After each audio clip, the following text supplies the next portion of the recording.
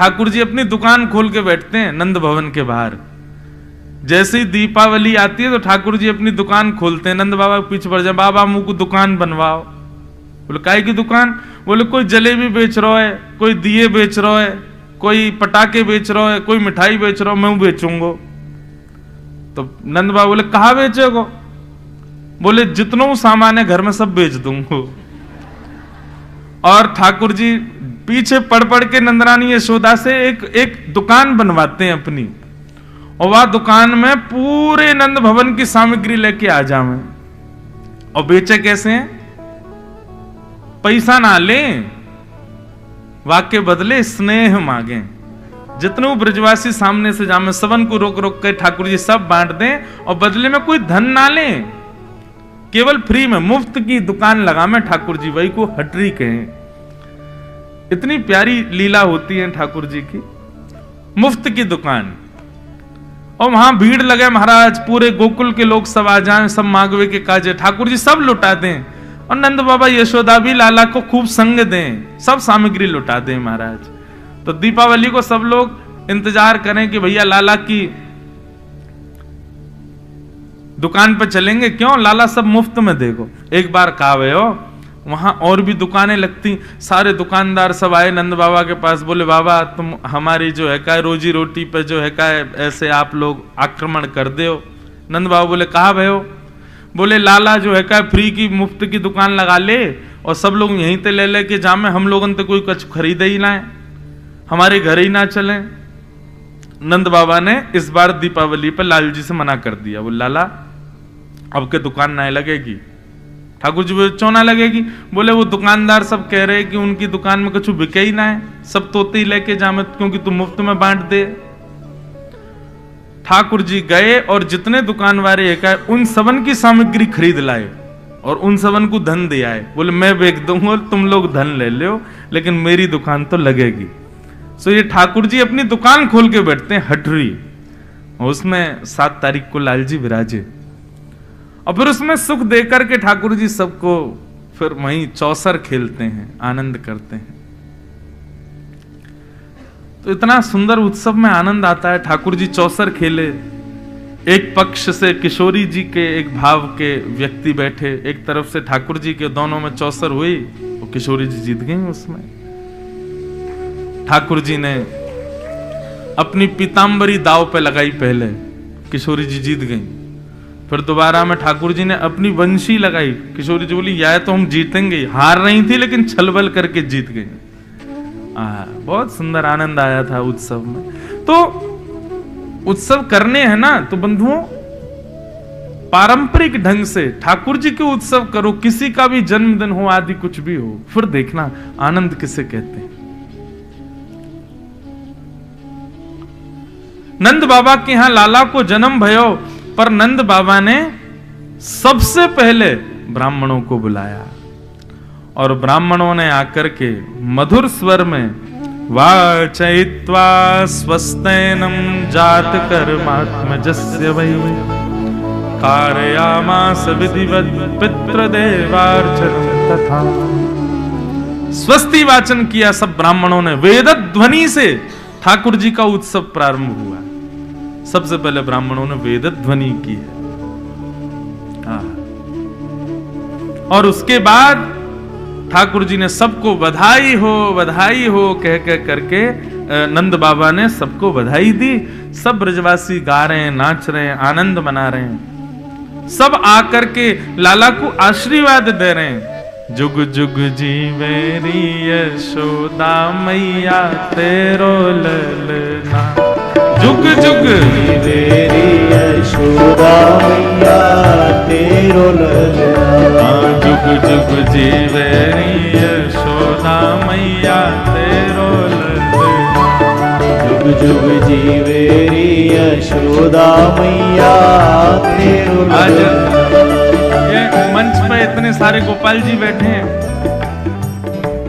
इन सबन की मैया सजा सजा के इनको यहाँ बैठा गई हैं, तो इन्हीं की सबरी मैयान को हम लोग कह रहे हैं, हे जुग जुग जीवेरी यशोदा मैया तेरो ललना, जुग जुग जीवेरी यशोदा मैया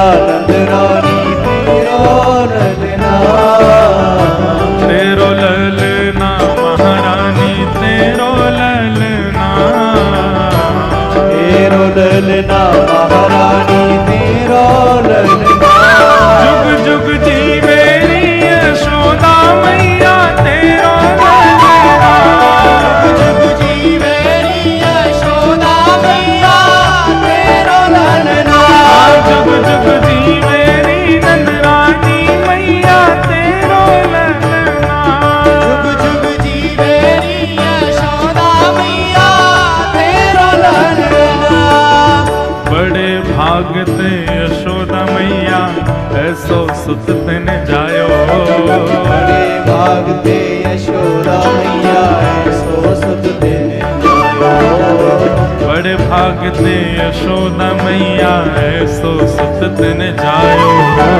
बड़े भाग ते यशोदा मैया ऐसो सुत तेने कैसो सुख पूर्ण ब्रह्म जगत को स्वामी सोतन गोद खिलायो, पूर्ण ब्रह्म जगत को स्वामी सोते में गोद खिलायो, पूर्ण ब्रह्म जगत को स्वामी सोतन गोद खिलायो, पूर्ण ब्रह्म जगत को स्वामी सोते में गोद खिलायो, या तू मगवा दे झूलन तेरो ललना, या तू मगवा दे तेरो ललना, जुग जुग जीवे री नंदरानी मैया तेरो ललना, जीवे रानी बोल नंद के लाला के बधाई हो।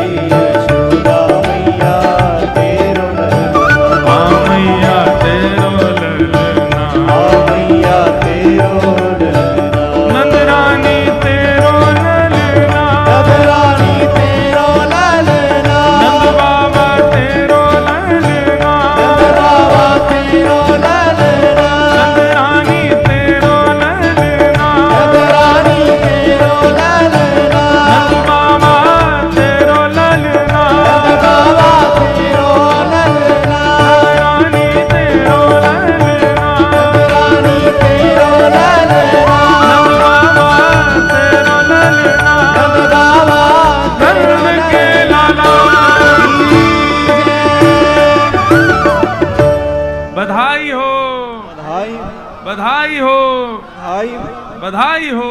बधाई। महाराज, वृंदावन में जो उत्सव मना ठाकुर जी का, उसका 0.1% भी हम लोग नहीं मना सकते। ऐसा वर्णन किया गया है कि महाराज देखो, नृत्य अच्छा कब होता है, नाचना अच्छा कब होता है?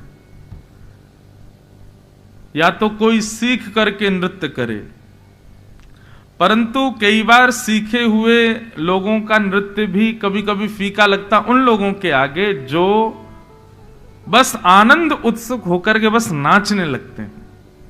ये भी विचार नहीं करते कौन क्या सोचेगा, बगल वाला क्या पूछेगा, ये लोग क्या देखेंगे, नहीं, इन सब का विचार ना करके बस नाचता है, उसका नृत्य श्रेष्ठ है।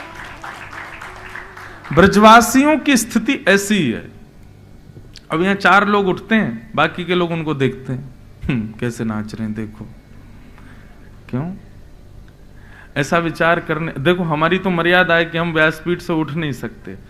यदि हमको उठने की अनुमति मिल जाए तो आप लोग तो कुछ नहीं नाचते, हम ऐसा नाचें लाल जी के उत्सव में। तो नृत्य श्रेष्ठ कब? जब हम अभिमान शून्य हो जाएं, कौन क्या विचार करेगा। और समस्त ब्रजवासियों की स्थिति ऐसी हो गई। ब्रजवासियों को यह नहीं लग रहा है कि नंद बाबा के लाला भयो हम क्यों नाचें। अरे नहीं भैया, हमारी लाला भयो है, सब नाच रहे हैं। अवाद्यंत विचित्राणी वादित्राणी महोत्सवे। महाराज, इतना आनंद भर गया ब्रजवासियों में। कल मैं बता रहा था ना कि नंद बाबा अटारियों पर चढ़ के लुटावे और ब्रजवासी लूटे नहीं, ऐसे पकड़ करके पीछे लुटावे। मतलब नंद बाबा ने जितना लुटाया एक भी ब्रजवासी के पास नहीं गया, सब ब्रजवासियों ने भी लुटा दिया पीछे की ओर। कोई अपने पास नहीं रख रहा है। हमारी आपकी तरह नहीं दूसरे के भी छीन के भाग रहे। ये मुझे दे रहे थे महाराज जी, तूने बीच में हाथ लगा दिया, नहीं, सब एक दूसरे को बांट रहे हैं। और स्थिति ये हो गई भैया, 6 महीना तक नंद बाबा लुटाते ही रहे, लुटाते ही रहे, लुटाते ही रहे। अब तो ऐसी स्थिति हो गई कि लोगों के घर भर गए, जेब भर गई, अलमारियां भर गई, जगह ही नहीं बची, कहां रखें सामान, इतना लुटा रहे नंद बाबा। तो जितना लुटा रहे थे नंद बाबा, वो सब वृंदावन की रज में ही मिल गया। मानो रजों ने लूटा हो, वृंदावन ने लूटा हो, ब्रजधाम ने लूटा हो ठाकुर जी की बधाई को। अद्भुत, वर्णन का विषय नहीं है। भगवान कृष्ण के जन्मोत्सव के उत्सव का वर्णन नहीं किया जा सकता है। जो वर्णन यहां पर किया गया है वो समझने का विषय ही नहीं है, परे है, हमारी सोच से परे बात है। अवाद्यंत्र विचित्राणी, इसके पीछे मैं कभी कभी उदाहरण देता हूं कि भैया उत्सव चल रहा है, वाद्य बज रहे हैं, वाद्यों की अवधि होती है, 2 घंटा बजेंगे, 4 घंटे बजेंगे, 10 घंटे बज जाएंगे, 1-2 दिन बज जाएंगे, लेकिन 6 महीना तक कौन सा वाद्य बजेगा? 6 महीने तक अनवरत दिन रात वाद्य बज रहे हैं। तो भैया वाद्य तो 2-4 दिन में सब खत्म हो गए, टूट टाट गए। उसके बाद क्या बज रहे हैं? बोले विचित्र विचित्र वाद्य बज रहे हैं, थाली बज रहे हैं, कांसे बज रहे हैं, ढोल वगैरह तो बचे नहीं, तो दीवारी पीट रहे हैं लोग, जमीन ही बजा रहे हैं, एक दूसरे की कमर पे तबला बजा रहे हैं, खोपड़ी पीट रहे हैं। इस प्रकार मुंह से विचित्र विचित्र आवाज निकाल रहे हैं। अवाद्यंत्र विचित्राणी वादत्राणी महोत्सवे। बस उत्सव रुकना नहीं चाहिए। 4-4, 10-10 लोगों के झुंड बन गए और आपस में सब बैठ बैठ करके केवल बधाइयां गा रहे हैं, कान पे हाथ धर धर के, सब चारों ओर से घेर रखा है नंद भवन को। वो स्थिति विचार करते हैं, कभी सोचते हैं तो लगता है कैसी रही होगी।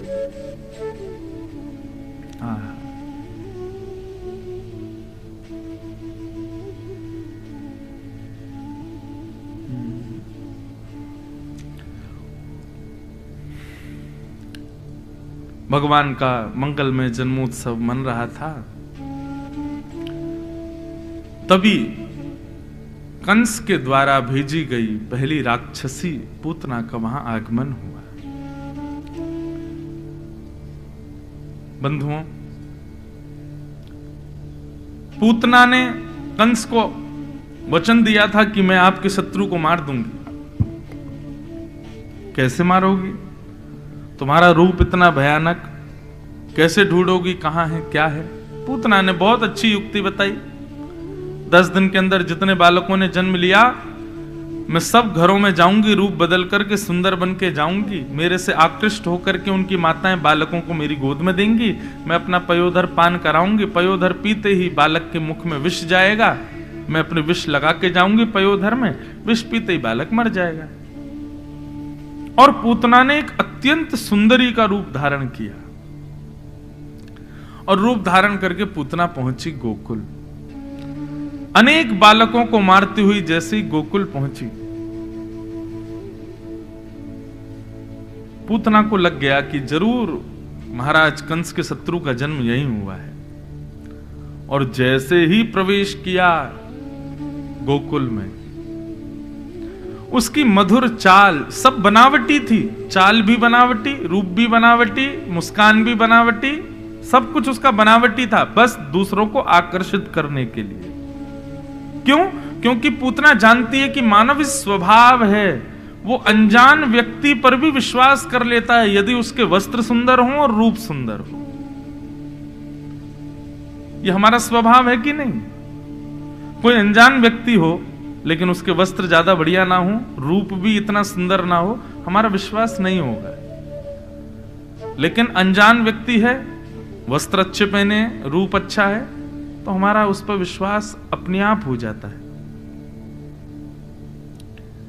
बुरा नहीं मानिएगा, पर बंबई अधिकतर पूतना की नगरी है। आप सब नहीं, पर यहां पर सब बनावटी रहते हैं, सबको लुभाने वाले, सबको अपनी ओर आकृष्ट करने वाले, आकर्षण करने वाले। उनका चेहरा बनावटी, वस्त्र बनावटी, हंसी बनावटी, बाल बनावटी, नाक बनावटी, आंख बनावटी, बोली बनावटी। आप लोगों की नहीं कह रहा, मैं उन लोगों की बात कर रहा हूं जो सबको और कौन आकर्षित करते हैं ये सब जानते हैं। कौन आकृष्ट करता है सबको? सबको पता है। एक ऐसी इंडस्ट्री है यहां पे जो सबको केवल अपनी अंदर से भयंकर टूटे हुए हैं, अंदर से रो रहे हैं, चीख रहे हैं, चिल्ला रहे हैं, लेकिन अपने रूप आवरण ऐसा बनाएंगे कि महाराज सामने वाला कहे ओहो यही है बस।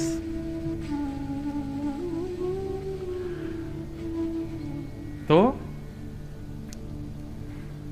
सब बनावटी था पूतना का, कुछ भी वास्तविक नहीं था। कई बार वास्तविक रूप में आ भी जाते हैं तो लोग उनको पहचान ही नहीं पाते, ये वही है। ओहो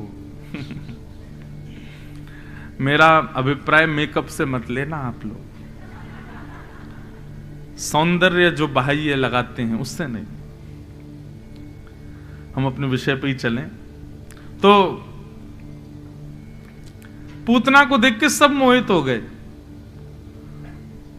पूतना को देखना तो बहुत दूर की बात है, पूतना की जो गजगामिनी चाल थी, उस चाल में भी उसके नूपुरों की जो छम छम छम, एक समय की अवधि पर आने वाली उसकी नूपुरों की जो ध्वनि थी ना, उस पर भी ग्वाले मोहित हो गए।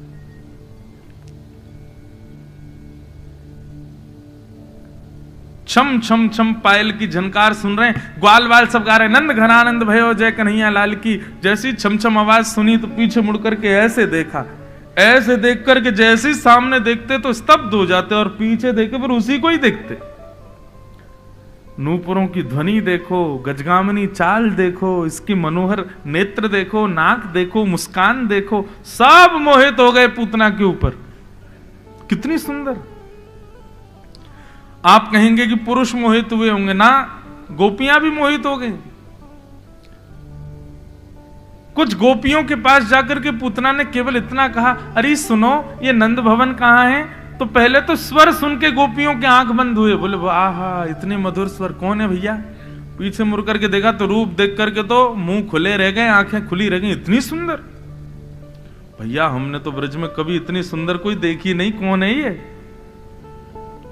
नंद भवन कहां है? बोले ये 2 यमलार्जुन के जो वृक्ष जिस आंगन में है वो ये नंद भवन, जाओ।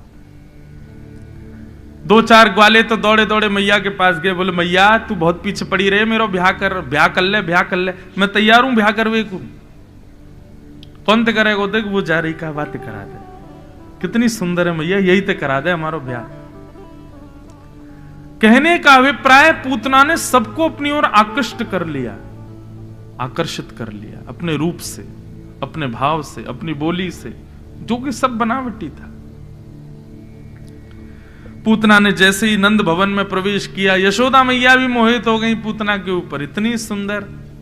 अरे विधाता, मेरो लाला या तो कछु साल पहले ही जन्म ले ले तो, या ये कछु साल बाद जन्म लेती तो यही तो ब्याह कराती अपने लाला को, इतनी सुंदर बहू।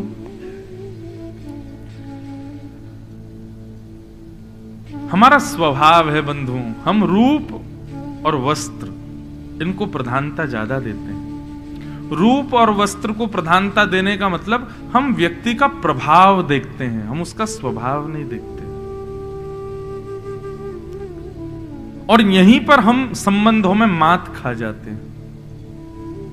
किसी का प्रभाव रुचिकर लगे, देखो प्रभाव से ना ही ब्याह करो, प्रभाव से ना ही मित्र बनाओ, और प्रभाव से ना ही गुरु बनाओ।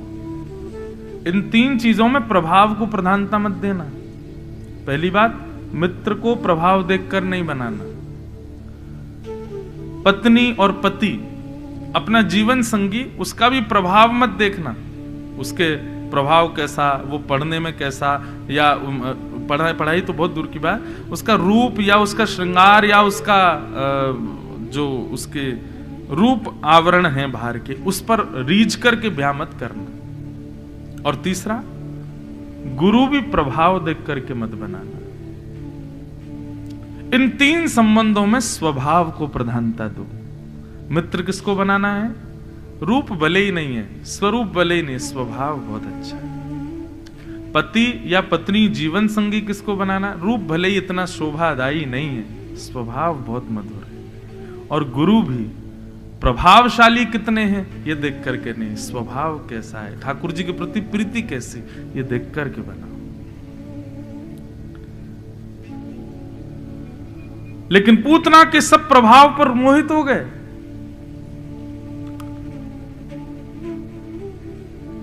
आहा, इतने में ही कुछ सखियां आई, आकर के नंदरानी को बोली कि चलो बाहर कुछ करना है, कोई पूजा करानी है लाला के लिए। तो यशोदा मैया बोली अब कैसे जाऊं, लाला तो अभी सोयो है। पूतना बोली मुझे दे जाओ। और मैया को इतना विश्वास कि यशोदा मैया ने लाला को दे दिया और चली गई। अब देखो, अब हुआ क्या, जिसके रूप पर, जिसकी चाल पर, जिसकी बोली पर, जिसके एक एक अंग पर सब मोहित हो गए, ठाकुर जी ने उसकी गोद में जाके आंखें बंद कर ली। आंख तो बंद करी ऊपर से हाथ और रख लिए यूं। 6 दिन के ठाकुर जी। क्या फायदा ऐसे प्रभाव का जिससे संसार रीझ गया लेकिन ठाकुर जी नहीं रीझे।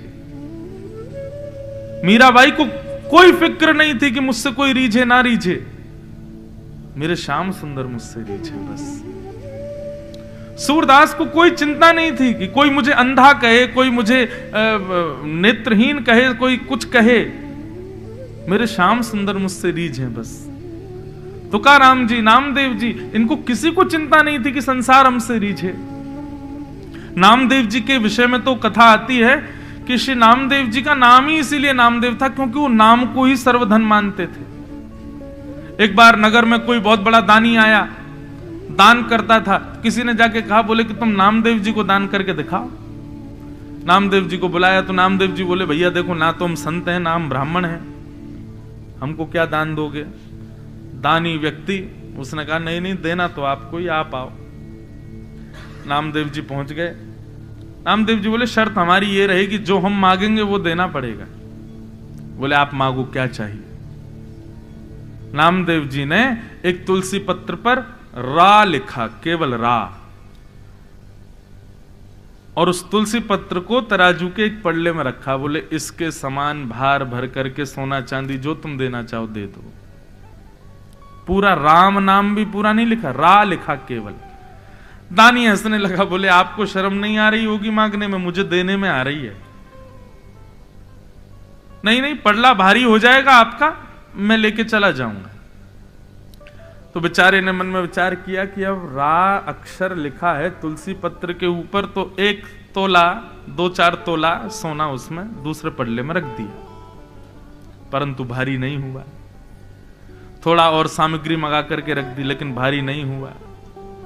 थोड़े और आभूषण मंगा करके रख दिए, नहीं भारी हुआ। अब तो महाराज लगे भरने सब लोग पड़ले को, लेकिन रा नाम युक्त तुलसी पत्र से जो पड़ला झुका हुआ था वो उठे ही नहीं।